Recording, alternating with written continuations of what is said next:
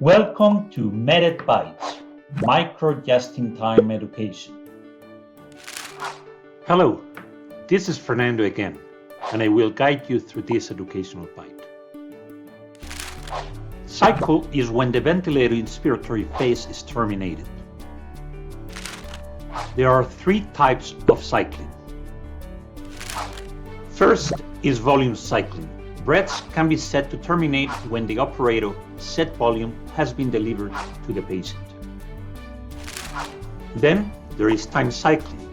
This one assures ventilator inflations can be set to terminate when the operator's set inspiratory time parameter has been met, like in pressure control.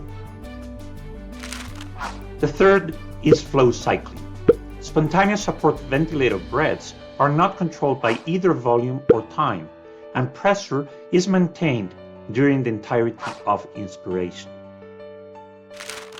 Therefore, spontaneous support ventilator breaths lack conventional breath endpoint indicators that can tell the ventilator when to terminate inspiration. The inspiratory phase is typically terminated based on the deceleration of inspiratory flow delivered to the patient during the inspiratory phase of breath delivery.